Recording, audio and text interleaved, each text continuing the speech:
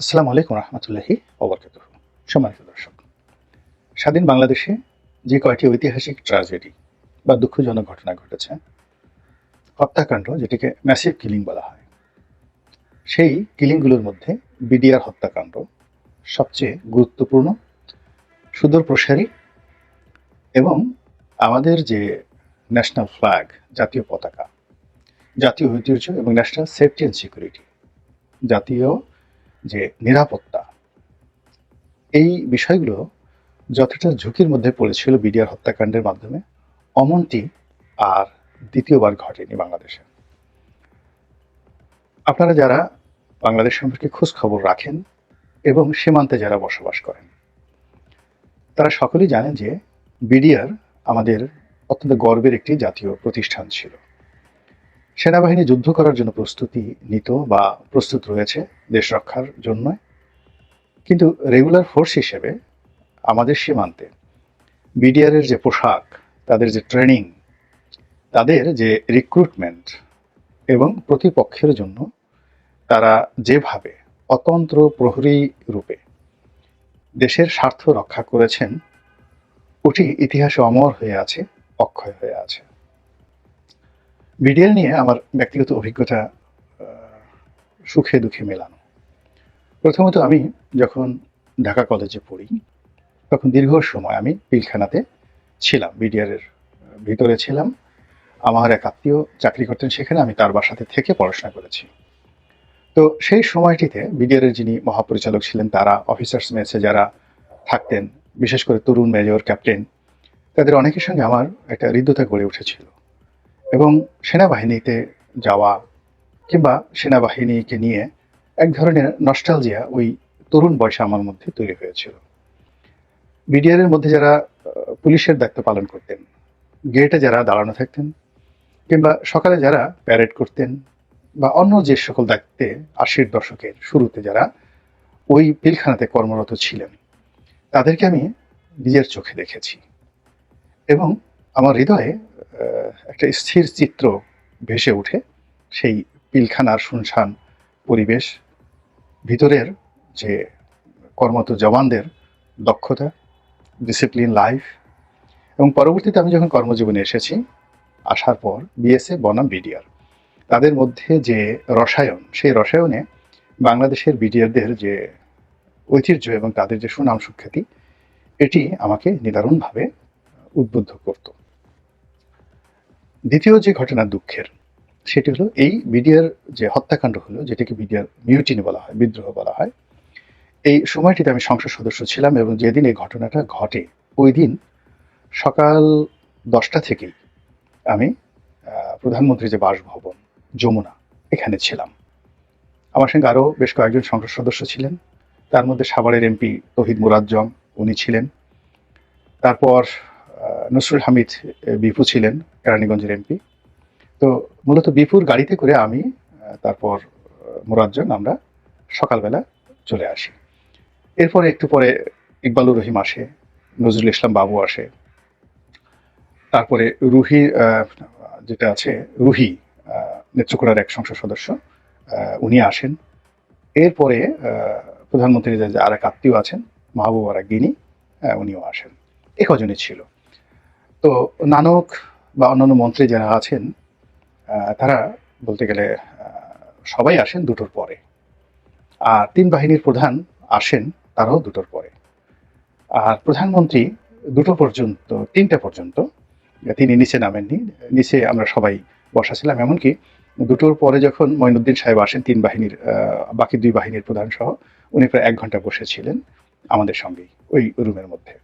তো এই দৃশ্যগুলো আমার মনে পড়ে এবং এর পেছনে কারণ, নেপথ্য কারণ, ওই দিনে যমুনাতে কি হয়েছিল, এই ঘটনাগুলো আমি মেলাতে পারি না, একটার সঙ্গে একটা মেলাতে পারি না। এই গেল এক।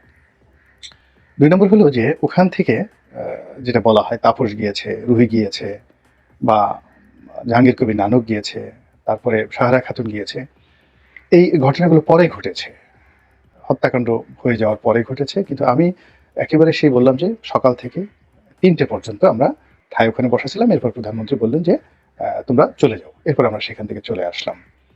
তো এই ঘটনা আমাকে ভীষণ রকম বেদনাহত করে। পরবর্তীতে যখন বিডিআর এর নাম পরিবর্তন করে বিএসএফ করা হয় এবং হোসেন মোহাম্মদ এরশাদ সাহেব একটা বক্তব্য দিয়েছিলেন সেদিন পার্লামেন্টে।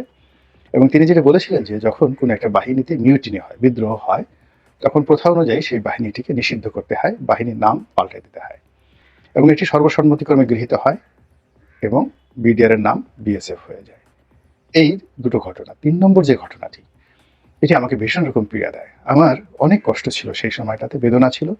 কিন্তু বিডিআর সদস্যদের বা জওয়ানদের যে কষ্ট, সেই কষ্টর যে বহর, পরিধি, এর তুলনায় আমার কষ্ট পানি হয়ে যায়। আমি যখন কাশিমপুর জেলখানাতে ছিলাম, সেখানে প্রায় ৬ থেকে ৭০০ বিডিআর জওয়ান, তাদের বিচার হচ্ছিল এবং অনেকে সাজাপ্রাপ্ত হয়েছিলেন এবং তারা ওখানে বিভিন্ন রকম অড কাজ করতেন। কেউ বাথরুম পরিষ্কার করতেন, কেউ পানির কল পরিষ্কার করতেন, কেউ পানির মোটর ছাড়তেন, কেউ আমাদেরকে সেবা করতেন, কেউ হয়তো ঘাস কাটতেন। অসাধারণ রিক্রুটমেন্ট। তারা সবাই সুন্দর, এত তাদের ব্যবহার, আচার আচরণ।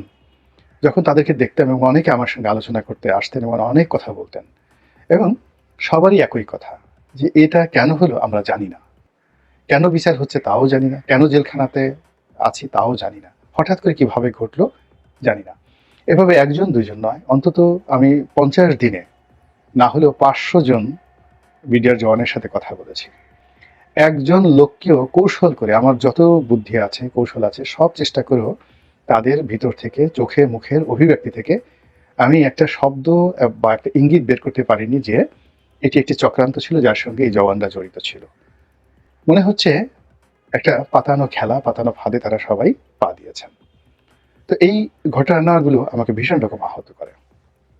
পরবর্তীতে 2014 সন থেকে একেবারে 2024 সন পর্যন্ত সীমান্তে যেভাবে বিএসএফ মার খাচ্ছিল, তারপর 2014 সনের পর থেকে যেভাবে বিএসএফ একটা কমার্শিয়াল বাহিনীতে পরিণত হয়ে গেল, অর্থাৎ এখন তাদের ব্যবসা করতে হবে, তাদের মার্কেট নির্মাণ করতে হবে এবং তাদেরকে ব্যাংকের মালিক হতে হবে এবং বুর্জোয়া যে রাষ্ট্র ব্যবস্থা, সে রাষ্ট্র ব্যবস্থা একটা বাহিনীকে ধ্বংস করার জন্য যেভাবে তাদেরকে লালায়িত করা হচ্ছে, ঠিক তার সব জিনিসগুলোই, যেহেতু আমার বাসা পিলখানার একেবারে পেছনে, ধানমন্ডি 1 নম্বর রোডের পেছনে, কাজে আমি এই বিডিআর এর পরিবর্তে যে বিএসএফ হয়েছে সেটির কর্মকাণ্ড দেখতে পাই। এটা অ্যাবসলিউটলি এখন একটা বাণিজ্যিক প্রতিষ্ঠান এবং শেখ হাসিনার জামানাতে এটা তাদের একটা পেটোয়া বাহিনী, আওয়ামী লীগের একটা পেটোয়া বাহিনী হিসাবে মূল কাজই ছিল সরকার বিরোধী লোকদেরকে পেটানো এবং সীমান্তে তারা অনেকটা দুর্বল আচরণ করেছে সরকারের নির্দেশে।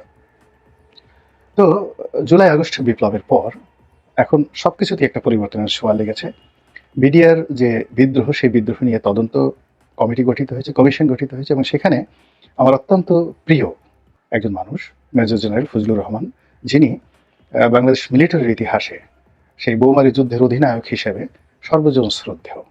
এবং শুধু তাই নন, চমৎকার কথা বলেন, লেখাপড়া জানেন এবং যথেষ্ট সাহসী। তার যথেষ্ট বয়স হয়েছে, টেলিভিশনে আমার সঙ্গে তার কখনোই সরাসরি কথা হয়নি, কিন্তু তার বক্তব্য শুনে আমি আশাবাদী হই। তো তো সেই ভদ্রলোককে প্রধান করে বিডিআর এর যে হত্যাকাণ্ড, এটির ব্যাপারে একটি তদন্ত কমিটি, উচ্চ ক্ষমতা সম্পন্ন তদন্ত কমিটি করা হয়েছে। আমি এর সফলতা কামনা করি। একজন নাগরিক হিসেবে আমি যেটা চাই সেটা হলো আমার বিএসএফ, বিজিবি দরকার নেই, বিএসএফ এর সাথে নাম মিলিয়ে বিএসএফ দরকার নেই, বিজিবি দরকার নেই, বিএসএফ এর সাথে তাল মিলিয়ে বিজিবি। বর্ডার গার্ড, গার্ড মানে চকিদার মারা হয়। আমার কাছে বাংলাদেশের রাইফেলস, সেই বিডিআর নামটি আমি চাই। কেন চাই?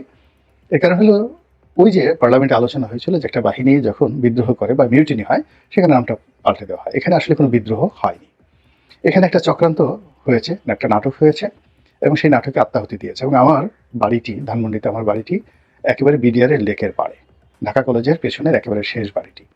ফলে আমি ব্যালকনিতে দাঁড়িয়ে ওই দিন সব দেখেছি, আর্তচিৎকার শুনেছি এবং ওই রাতে, অর্থাৎ আগের রাত্রে এবং তার পরের রাতে যা কিছু হয়েছে চাক্ষুষ দেখার সুযোগ হয়েছে। দ্বিতীয়ত আমি পার্লামেন্টও ছিলাম এবং প্রধানমন্ত্রীর বাসভবনও ছিলাম। তো কাজেই কোনো অবস্থাতে এটাকে আমার কাছে মিউটিনি মনে হয়নি, যার কারণে নামটা পাল্টাতে হবে।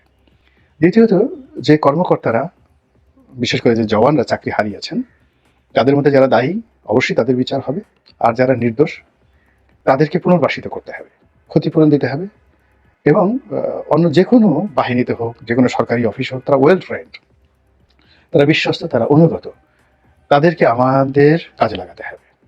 এমনকি আমরা যদি পুলিশের ট্রাফিক বিভাগে এই সকল জওয়ানদেরকে দেই, তারা এখন এই পুলিশের মনোবল বৃদ্ধিতে অনেক সহযোগিতা করবে। কাজেই যদি এই সংক্রান্ত বিষয়ে তাদেরকে পুনর্বাসিত করার ক্ষেত্রে, ক্ষতিপূরণ দেওয়ার ক্ষেত্রে সরকারের ফান্ডের দরকার হয়, জনাব ফজলুর রহমান যে কমিশন গঠন করেছেন, তিনি যদি সাহায্য চান, জনগণের সাহায্য চান, সবাই সাহায্য করবে, আমি করব। এবং শুধু যেন তেন না, আমি একটা ভালো অ্যামাউন্ট সাহায্য করব এদেরকে পুনর্বাসন করার জন্য। কিন্তু আমি চাই যে তারা ভালো থাকুন এবং আমাদের দেশের একটি ঐতিহ্যবাহী বাহিনী আবার সগৌরবে ফিরে আসুক, আবার গর্জে উঠুক বাংলাদেশের রাইফেল। আসসালামু আলাইকুম রহমতুল্লাহি ওয়া বারাকাতুহু।